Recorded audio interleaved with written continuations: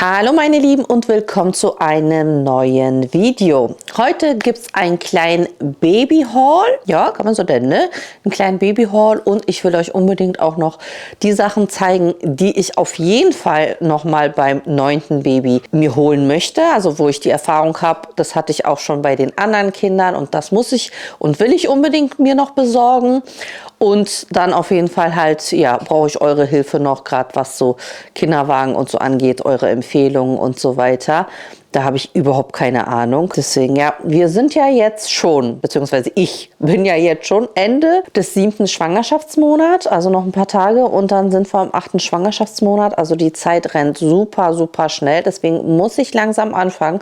Nächste Woche steht auf jeden Fall, ja, nochmal viel Ordnung machen an. Und dann machen wir auch gemeinsam schon mal die ersten Sachen einräumen. Hier und da habe ich ja schon ein paar Babysachen geshoppt. Nicht viel, mir fehlt noch ein bisschen was. Aber das, was ich schon habe, würde ich gern schon mal waschen und einsortieren, nach Größe sortieren und so weiter. Ich hatte euch ja gezeigt, ich habe ja die kleine Kommode, die ich nutzen werde. Ich will dann nämlich auch mal gucken, ob die auch wirklich reicht oder ich dann doch vielleicht eine größere Kommode mit Wickelauflage zum Beispiel mir bestelle oder ob das reicht. Und dann habe ich ja auch noch den Rollwagen, hatte ich euch gezeigt. Deswegen, wir werden sehen, das machen wir dann nächste Woche auf jeden Fall schon mal ein bisschen was, weil dann kommt der Ramadan-Monat. Und dann bekommt ihr ja, inshallah, wenn alles gut geht, jeden Tag ein Ramadan-Vlog. Deswegen, ja, wird dann auch viel zu tun sein und dann nicht so viel Zeit sein für andere Dinge im Ramadan. Deswegen will ich es dann erledigen, weil wenn dann der Ramadan vorbei ist, meine Lieben, dann habe ich ja echt nicht mehr viel, ne? Wenn das Baby so Ende April dann kommt, dann wird es knapp, ne? Und ich merke jetzt schon, wirklich, wenn ich gerade so rausgehe und ein bisschen so shoppen will, oh, das ist so 1, 2 Läden reingehen und dann reicht es mir auch schon. Ich merke, bin dann schon echt K.O. Deswegen denke ich so, in 1, 2 Monaten wird es für mich eh schwierig sein, dann nochmal irgendwo rumzulatschen. Dann kann man ja auch alles online bestellen. Aber ich zeige euch schon mal so ein paar Sachen. Ich habe hier unter anderem das hier nämlich geholt. Ich habe hier die Sachen jetzt provisorisch reingemacht, weil ich die euch zeigen möchte. Aber das finde ich halt sehr praktisch, auch eben auf den Rollwagen zu machen. Ich habe schon geguckt, das passt auch, um da eben diese ganzen Windeln und Feuchttücher und was man alles so direkt griffbereit zum Wickeln und fürs Baby braucht, reinzutun und auch eben zum Beispiel vom Schlafzimmer zum Beispiel mitnehmen hier ins Wohnzimmer, falls ich hier mal schnell wickeln muss oder sonst irgendwas. Finde ich das ganz praktisch. Genauso wie jetzt so eine Organizer, sowas bekommt man ja auch überall. Das ist auch eben super gut jetzt einmal für die Schubladen und auch für den Rollwagen, damit die Sachen ja nicht so rumfliegen, weil gerade die Babysachen, die Söckchen oder eben ja, was man alles so an Sachen braucht, die sind ja relativ klein und dann ja, fliegt das alles in dieser Schublade. Deswegen finde ich ganz praktisch. Das ist jetzt so ein Set mit verschiedenen Größen. Aber das werde ich auf jeden Fall dann für die Schubladen und den Rollwagen benutzen. Finde ich richtig praktisch. Und dann habe ich schon mal so eine schöne Babydecke, eine Wolldecke geholt. Ich glaube, die war auch hier 100% Baumwolle. Ach, guck mal, die ist sogar made in Türkei. Ach, sieh mal eine an. Genau, 100% Baumwolle, einfach so.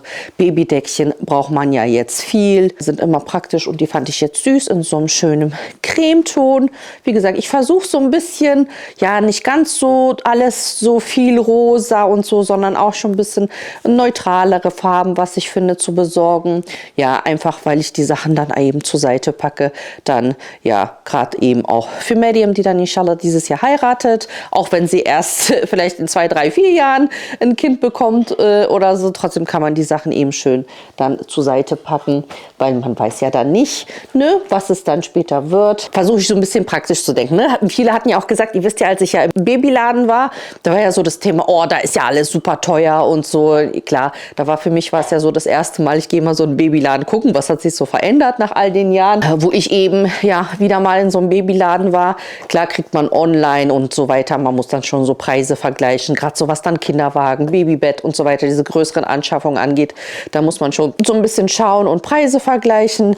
Aber ich denke mir halt auch in dem Sinne zum Beispiel, ich will es minimalistisch halten. Das heißt, ich will nichts Unnötiges kaufen, was man nicht braucht. Also ich will wirklich nur das Nötigste und jetzt sowieso eben das Wichtigste. Und wenn das Baby dann da ist, dann kann man immer noch schnell was bestellen und so weiter. Das ist ja kein Weltuntergang, aber das Nötigste will man da haben. Und dann später sieht man ja eben, was man noch braucht. Ne, zum Beispiel hier so ein Badethermometer. Habe ich noch gar nicht ausgepackt. Ja, lasse ich. Ist das jetzt gerade an oder sieht das nur so aus? Geht das an und aus? Nein.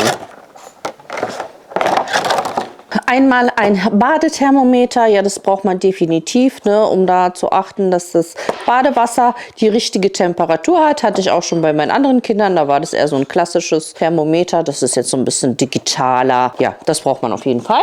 Dann habe ich mir zum Beispiel random einfach so eine Feuchtetücher-Box geholt. Finde ich einfach immer so ein bisschen praktischer, wenn es halt so eine Box ist. Ja, aber ich weiß auch nicht, ich muss mal gucken, ob ich nicht vielleicht auch einfach selber so Feuchtetücher mache. Das habe ich auch gesehen, machen auch viele, wo man einfach so Wattepads tränkt, Wasser mit ein bisschen Kokos- oder Mandelöl zum Beispiel. Und dann kann man das auch eben in so einer Box machen. Deswegen habe ich die geholt.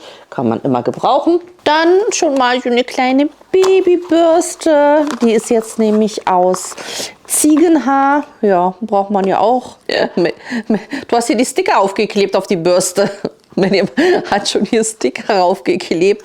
Die Sticker waren von was anderem. Aber ja, schöne, weiche Babyhaarbürste braucht man ja auch. Dann habe ich ein Fieberthermometer. Ich habe mich jetzt entschieden für so ein elektronisches. Das kennt man ja auch nämlich vom Krankenhaus, wo man das einfach im Ohr schnell misst. Ich habe es früher bei den anderen Kindern, da war es natürlich klassisch im Po gemessen. Und es dauert halt immer so ein bisschen lange. Ich denke, das ist ganz praktisch. Ja, da ist wirklich nur nach 1-2 Sekunden schon die Temperatur gemessen. Dann super süß. Ich habe ja auch die anderen Kinder, also alle meine anderen Kinder, habe ich ja so ein bisschen, wie nennt man das, gepuckt? Pucken, ne? Pucken. Und das habe ich immer, ich hatte immer solche dünnen Decken, also hier so wie das hier, so eine dünnen Decken und habe da halt einfach die Kinder immer so eingewickelt, so die Arme da reingemacht. Aber jetzt guck mal, was es sogar Praktisches gibt. Also hier kommt wirklich das Baby hier rein, ne? Das ist auch wirklich so für das Neugeborene. Ist auch gut, dass es nicht zu dick ist, ne? Wenn sie halt im Frühling kommt. Und dann kommt sie hier rein und dann kommen die Arme hier rein und dann wird das einmal so gewickelt und hier auch wieder mit dem Klettverschluss dann so eingewickelt und dann ist das Baby so eingepuckt wie in einem kleinen Kokon. Wie gesagt, da habe ich auch so die Erfahrung, dass die Babys das immer ganz gerne mögen, wenn die so eingequetscht sind wie in einer Zwangsjacke. Da habe ich mich eben auch für neutrale Farben entschieden in so einem beige und weiß-beige Ton. Dann habe ich hier ein Set Musselintücher. Da habe ich auch hier und da auch schon woanders welche bestellt. Und ja, das ist jetzt so ein Set. Wie viele Stück haben wir hier? 1, 2, 3, 4, 5, 6. Ich weiß, davon benutze ich viel. Also als Spucktücher, als zum Unterlegen irgendwo. Ne? Wie wisst ihr, Babys spucken viel, sabbern viel und so weiter. Braucht man definitiv. Da habe ich auch mal die Erfahrung. Ich habe mich auch hier für so schöne Töne entschieden. Wisst ihr warum? Weil ich benutze auch gerne diese Musselintücher in der Küche. Also auch so als Geschirrtücher zum Teig abdecken und so weiter. Ich mag diesen Musselinstoff. Deswegen, den kann man halt auch gut dann auch weiter verwenden später.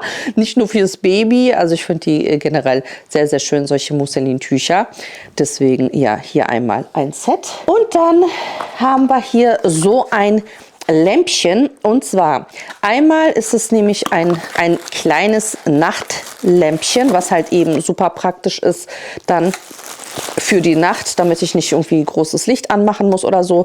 Wie war das hier? Ich muss noch mal gucken. Genau, dann kann man hier einfach dann, da ist schon der White Noise an. Genau, hier haben wir nämlich so ein praktisches Lämpchen. Wir haben hier einmal das mit dem Licht. Da kann man das heller dimmen und dunkler dimmen, ne? Und dann rauf tippen und aus. Also wenn ich dann aufwache, das Kind ist unruhig und dann einfach nur kurz mal auf die Lampe tippen. Und es hat eben diesen White Noise. Das hatte ich jetzt zum Beispiel bei den anderen Kindern nicht gehabt. Ich weiß nicht, ich glaube, damals gab es das gar nicht. Solche vielleicht gab es das. Keine Ahnung. Auf jeden Fall habe ich das nie gehabt mit diesem White Noise Sound. Ich weiß nicht, wie man das auf Deutsch nennt. Weißes Rauschen. Ne, dieses Rauschen, was die Kinder ja wohl mögen, weil sie das ja auch vom Bauch her kennen. Hier gibt es auch verschiedene Funktionen. So eine Rauschgeräusche. Es gibt auch so ein paar Lieder. Herzgeräusch gab es. Ja. Meeresrauschen, also so verschiedene Regen, Meeresrauschen, also eben verschiedene Sachen, finde ich richtig praktisch, einfach für den Nachttisch. Super klein, war auch nicht teuer, von daher finde ich das eben ganz praktisch und werden wir mal sehen, ob es der Kleinen gefällt, solche White Noise Geräusche. Wie gesagt, da habe ich jetzt nicht so die Erfahrung mit. Und ja, und hier ist halt nochmal eben dieses Körbchen. Das hat nämlich auch hier schon so diese Fächer, wo man eben, wie gesagt, die Windeln dann einräumt und die Feuchtetücher dann hier reinmacht. Alles, was man eben griffbereit benötigt, finde ich super praktisch. Und wie gesagt, auch hier dann eben auch mal zum Wohnzimmer bringen und so weiter. Das ist das, was ich hier schon mal geshoppt habe. Ich kann euch auch alle Sachen nochmal unten in die Videobeschreibung verlinken, falls es euch interessiert. Ich weiß ja, ich bin auch mit vielen relativ gleichzeitig schwanger, deswegen ja, kann ja sein, dass der eine oder andere sich auch ein bisschen inspirieren lassen möchte. Dann habe ich mir hier schon eine Liste erstellt, und zwar mit den Dingen, wo ich sage, die hatte ich bei den anderen Kids, die will ich auf jeden Fall, und zwar unter anderem eine Wiege. Wir hatten damals bei den 6 Dingen 3, also nicht Wiege, sondern wir hatten damals diese elektrischen Schaukeln. Ich glaube, die waren von Fisher-Price und weiß ich was von diesen anderen verschiedenen Marken. Die waren elektrisch, wo du halt angemacht hast und das hat dann so geschaukelt, ne? Und davon hatten wir 3 Stück und das hatten wir wirklich bei den 6 Dingen. Also die waren wirklich super viel im Einsatz. Meine Hebamme hat mir aber eine Federwiege empfohlen und das sehe ich auch bei ganz, ganz vielen. Das ist ja nochmal anders, ne? Die schaukelt jetzt nicht von rechts nach links, sondern die wiegt eben wie eine Feder so hoch und runter. Deswegen denke ich, ich werde das besorgen. Ich weiß, viele von euch haben ja auch gesagt, bei so vielen Kindern hier zu Hause und helfenden Händen werde ich das Kind kaum selber in den Händen tragen müssen. Aber ihr müsst euch vorstellen, also gerade so morgens, vormittags sind entweder alle in der Schule oder auf Arbeit. Da bin ich schon alleine. Und ja, man weiß ja nie, ne? Man weiß ja nicht. Also es ist ja immer unterschiedlich. Manche Kinder sind relativ unruhig. Ich weiß, Medium musste ich immer ganz, ganz viel. Ich habe die immer so türkisch-Style auf den Beinen immer geschaukelt und so weiter. Ja, deswegen, man weiß es immer nicht. Aber so eine Federwiege finde ich auf jeden Fall sehr, sehr schön. Ihr könnt mir ja gerne mal eure Erfahrung schreiben, falls ihr so eine Wiege hattet, ob ihr das auch empfehlen könnt. Das wäre super hilfreich. Mir dann auch nochmal die Hilfe zur Entscheidung. Und dann, was ich mir noch gedacht habe, wäre noch ganz praktisch so ein Nestchen. Ja, also das ist jetzt nochmal so ein kuscheligeres Bett, würde ich mal sagen. Ich denke, das ist ganz praktisch. Also ich hatte das jetzt nicht gehabt bei den anderen Kindern, aber ich denke mir so, gerade wenn das Baby eben noch neugeboren ist und im Bett liegt, ich will ja jetzt nicht so ein ganz kleines Bett holen, sondern schon eins, wo das Kind das schon ein bisschen länger nutzen kann und ich nicht gleich wieder ein neues Bett kaufen muss. Deswegen finde ich das einerseits ganz praktisch, da reinzulegen, damit es so ein bisschen kuscheliger und ne, drinnen liegt als so verloren im großen Bett. Und auch hier eben vielleicht im Wohnzimmer, das auf der Couch, wenn ich hier bin, hinzulegen und das Baby da reinzulegen, ist halt nochmal so ein bisschen geschützter. Also ich denke mal, das ist halt so relativ für die ersten paar Monate geeignet, aber könnt ihr mir mal sagen, ob ihr das hattet und ihr sagt, okay, das war super praktisch oder ihr meint, das ist vielleicht unnötig. Kann man auch mit dem Stillkissen, kann man das ja eigentlich ja auch machen, theoretisch. Deswegen, ja, gerne her mit eurer Meinung. Dann Babybettchen. Hatte ich euch ja schon gezeigt, als ich in einem Babyladen war, will ich auf jeden Fall eins mit Rollen und wo man das Gitter runter machen kann, so dass ich das an mein Bett ranschieben kann, komplett, so dass wenn das Baby schläft, ich halt wirklich direkt daneben bin und rankomme.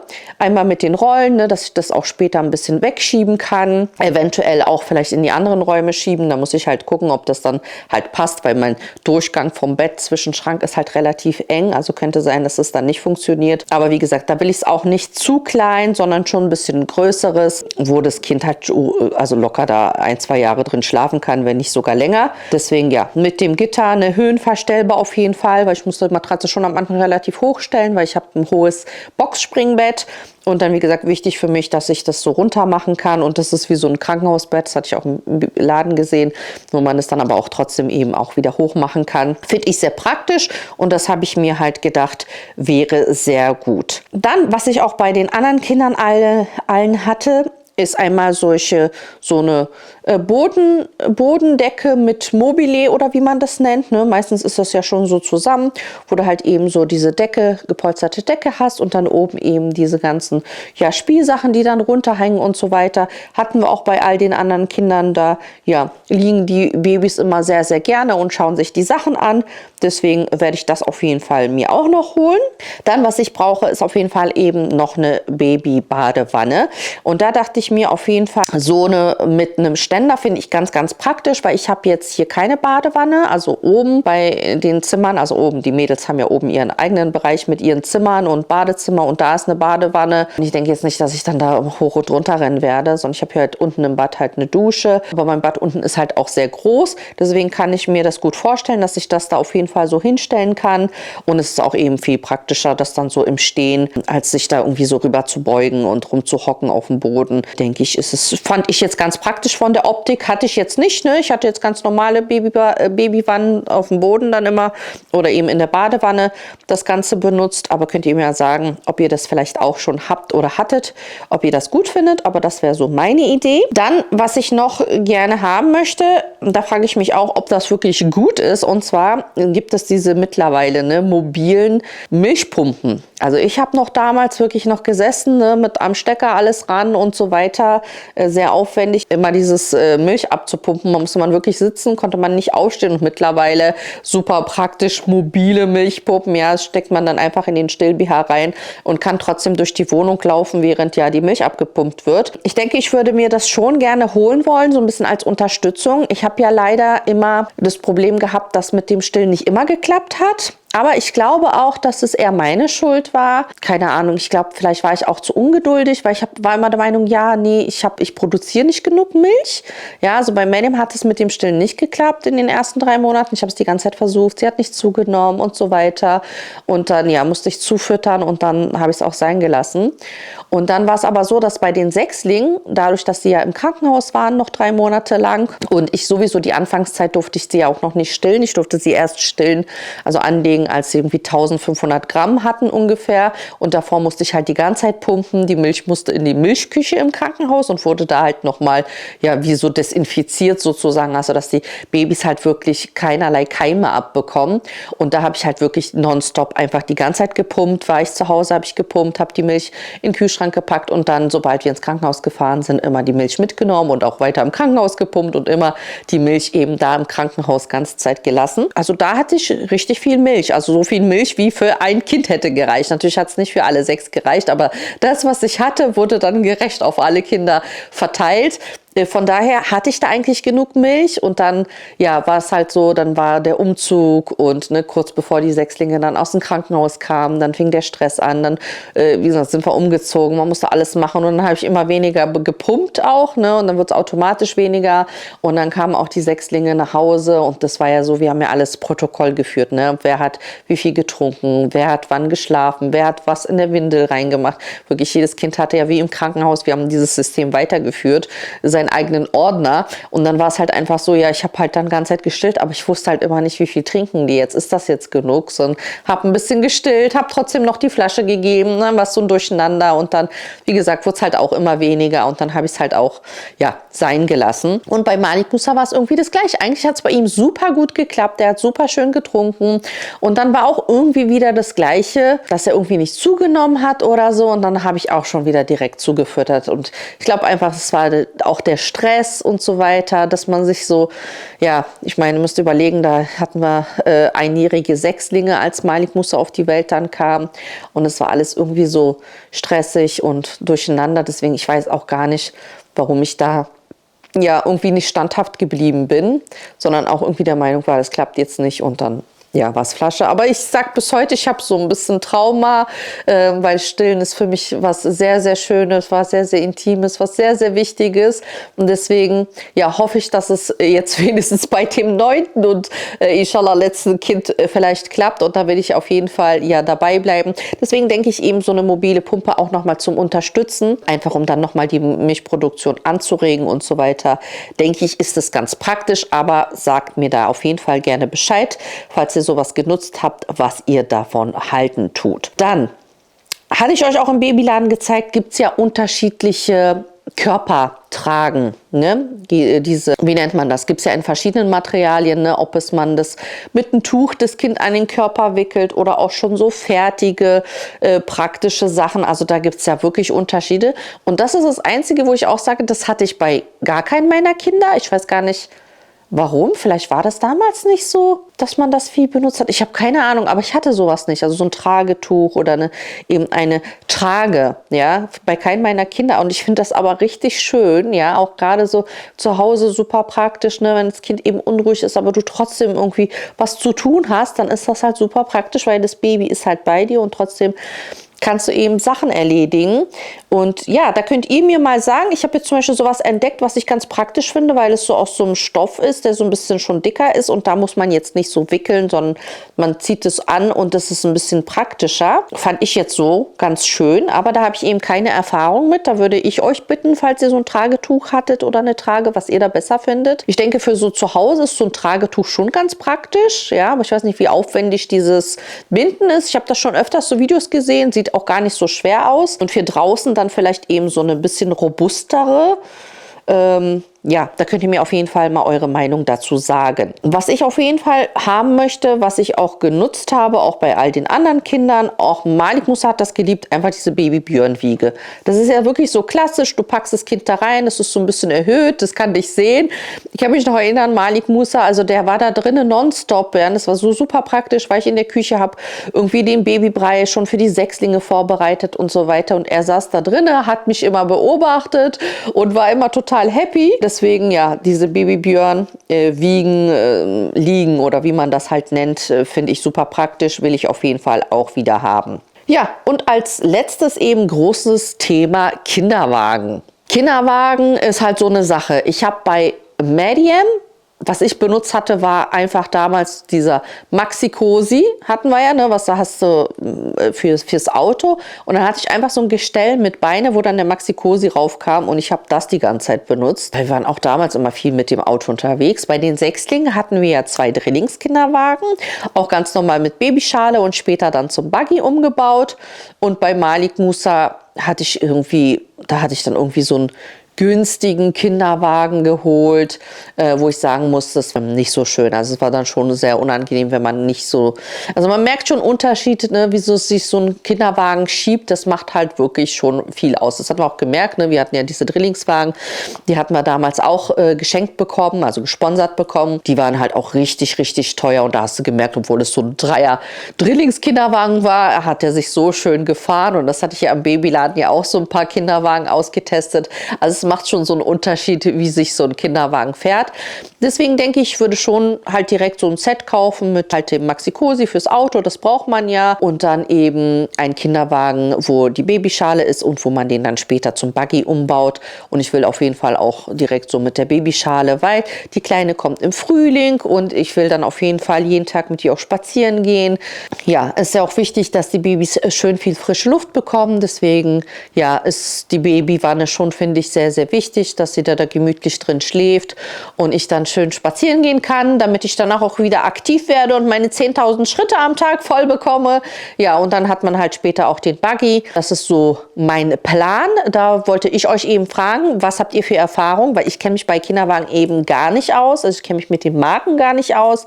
Ich weiß nicht, welche Marken gut sind oder wo man sagt, okay, da stimmt die Preis-Leistung, ja, dass man sagt, die Marke ist okay vom Preis und trotzdem gut oder, ne, weil ich weiß ja nicht, ne, Kinderwagen haben wir ja gesehen, da waren ja welche so, also locker so über 1.000 Euro, wo ich mir denke, okay, muss das jetzt so teuer sein? So, wisst ihr, was ich meine? Aber ich habe halt eben auch die Erfahrung gemacht mit ganz günstigen Kinderwagen, dass die dann eben auch nicht so schön sind zum Benutzen. Deswegen ja, gerne her mit euren Infos, euren Erfahrungen. Welche Marke findet ihr gut? Schreibt es mir sehr gerne in die Kommentare. Ja, ansonsten, wie gesagt, ich hatte euch ja gesagt, ne, also bei mir ist es ja nicht nur, dass das letzte Kind 17 Jahre her ist, die Schwangerschaft, sondern ich habe ja auch eigentlich theoretisch die Erstausstattung fürs Baby ja nur bei Medium gekauft gehabt, ja, so vor 21 Jahren, beziehungsweise mit Schwangerschaft, ne, drum fast 22 Jahre, sagen wir mal, denn ich hatte zum Beispiel bei den Sechslingen hatte ich auch die komplette Erstlingsausstattung, die hatte ich auch komplett gesponsert bekommen, das heißt, jedes Kind hatte wirklich so alles, was man für den Anfang braucht, hatten wir damals bekommen gehabt, das war super praktisch und dann hatte ich eben so viele Sachen, so dass die ja, dadurch, dass ja Malik Musa ja nur 13 Monate später kam, hatte ich auch für ihn alles bereit, ich habe für ihn gar nichts gekauft, damals nur noch mal ein neues Bett, sonst musste ich nichts kaufen, weil wir eben so viel da hatten von den Sechslingen, deswegen ja, ja, hatte ich mich auch so gewundert, warum ich eigentlich so, ja, irgendwie alles vergessen habe, so wie viel braucht man denn eigentlich? Aber es gibt ja super viele Baby-Checklisten, ne, wo man sagt, okay, ne, was muss man ja überlegen, ne? So 4 bis 6 Buddies zum Beispiel, ne? Ich meine, man wäscht ja auch dann regelmäßig die Babysachen schnell wieder. Einen Trockner haben wir auch, das ist ja kein Problem, ne? Deswegen so, ne, 3, 4 Strampler. Jetzt habe ich mir hier so eine Checkliste, die ich dann eben noch jetzt abarbeiten muss. Aber wie gesagt, ich gucke jetzt erstmal, was ich denn so da habe. Das machen wir dann gemeinsam nächste Woche an den Babysachen. Und dann mache ich mir so eine kleine Notiz, ne, welche Größe ich was wie viel habe, so dass ich eben sowas parat habe wie eben 6 Strampler zum Beispiel, ne, wenn du überlegst, so jeden Tag du wechselst, ne, Babys spucken sich ja voll. Oder ich kenne ja auch, ne, wenn die Kacke dann schön überall rausfließt am Anfang, ist es ja alles super schön flüssig. Kenne ich ja alles schon, deswegen ja einfach, dass genug da ist, aber genauso auch eben, ja, kann ich alles schnell waschen und in den Trockner packen. Von daher, ja, das ist so mein Plan, meine Lieben. So, sorry, ich bin immer noch so ein bisschen leicht verschleimt. Alhamdulillah, Gott sei Dank eigentlich wieder gesund, aber immer noch so ein bisschen, ja, Nase ist noch ein bisschen zu und noch ein bisschen verschleimt bin ich. Aber so bin ich jetzt schon auf jeden Fall fit. Deswegen, ja, würde ich das Video jetzt hier auch beenden und freue mich über eure ganzen Kommentare und eure Empfehlungen, damit ich dann auch noch in die nächste Zeit ja die restlichen Sachen dann besorge und dann ja wir auch gemeinsam das alles einräumen und einrichten. Ja, sagt mir da auch gerne Bescheid, ob ihr da auch weiter wollt, dass ich euch da mitnehme und genau zeige, was ich alles hole und habe. Weil, ja, ich weiß ja, viele andere bekommen ja jetzt auch Babys und sind schwanger. Und für die einen oder anderen ist das natürlich auch interessant. Aber wie gesagt, ich versuche es sehr minimalistisch zu lassen und wirklich nur das Nötigste zu besorgen. Und was nicht nötig ist, ist eben nicht nötig, ne? Ich hoffe, das Video hat euch gefallen. Ich freue mich über euer Feedback und eure ganzen Inspirationen, damit ich mir meine Liste hier jetzt vervollständigen kann. Und hoffe, wir sehen uns beim nächsten Video wieder. Bis bald. Hilf mir auf die... Ja, meine Lieben. Ja, that's the baby bump.